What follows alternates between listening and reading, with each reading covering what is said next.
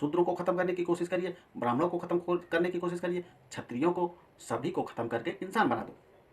इंसान जब सब बन जाएंगे तो आरक्षण खत्म हो जाएगा, ना आरक्षण रहेगा, ना आरक्षण पर रोने वाले रहेंगे, ना आरक्षण को लेने वाले रहेंगे। क्यों भैया, सही बोला ना मैंने? केबीसी रीजनल दस्तक, जो मिटाता है पाखंडवाद।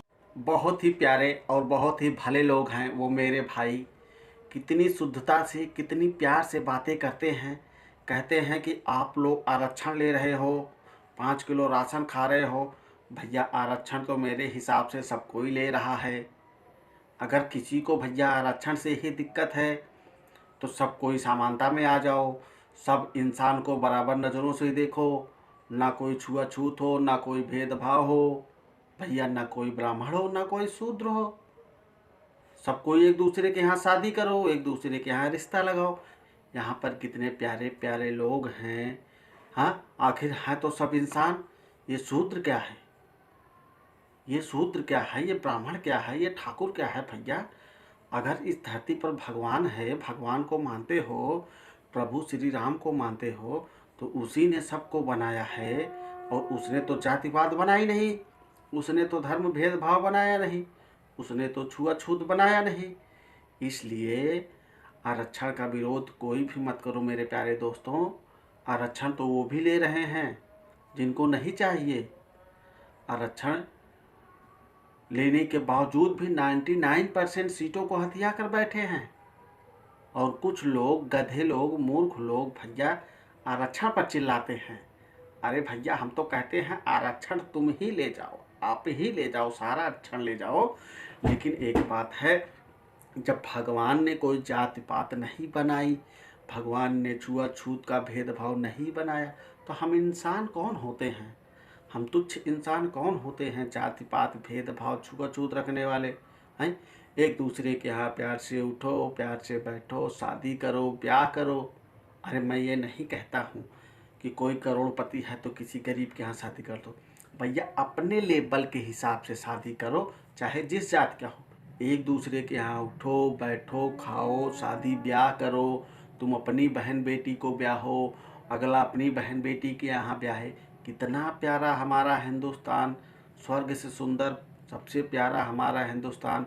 किसी ने क्या खूब अच्छी ये कहावत कही थी, लेकिन इसको तो कुछ लोगों ने लीप दिया भैया।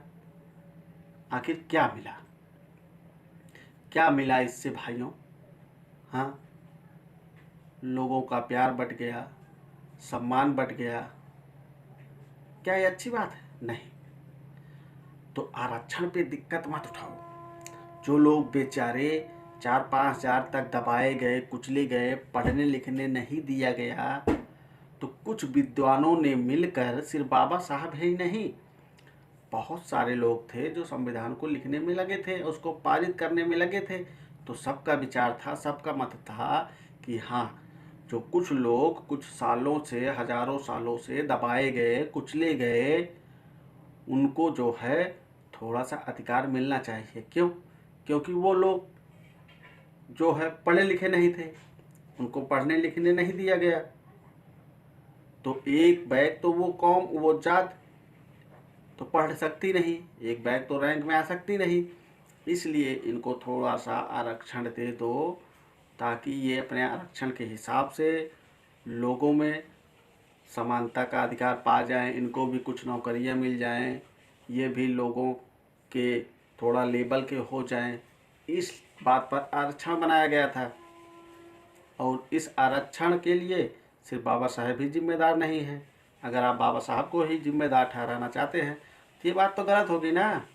205 या कुछ लोग थे, अभी मुझे याद नहीं है ढंग से, संविधान को पास करने में, पारित करने में सिर्फ बाबा साहब ही थोड़ी थे।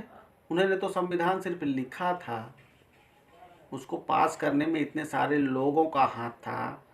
क्या वो विद्वान नहीं थे? क्या उसमें सिर्फ ये शूद्र ही, बाबा साहब ने लिख दिया तो वो शूद्र थे, तो उन्हीं का सारा दारोमदार जाता है? भैया उसमें ब्राह्मण भी रहे होंगे, ठाकुर भी रहे होंगे, जिसको क्षत्रिय बोला जाता है, और भी रहे होंगे। सभी ने मिल के इसको पास किया, सभी को सही लगा तभी पास किया। तो आरक्षण पे क्यों रोते हो मेरे भाई? भेदभाव ख़त्म कर दो, छुआछूत ख़त्म कर दो, जातिवाद ख़त्म कर दो, एक दूसरे के यहाँ शादी करो। एक दूसरे के यहाँ उठो बैठो प्रेम पूर्वक। तो आरक्षण तो फिर किस बात का रह जाता है आरक्षण भाई। मत रो आरक्षण पर, आरक्षण पर मत रो। आरक्षण कोई जो है किसी बाप की पाबंदी नहीं है, इसे आप ख़त्म कर सकते हो। आप सब पूरे भारतवर्ष के लोग मिलकर ख़त्म कर सकते हो।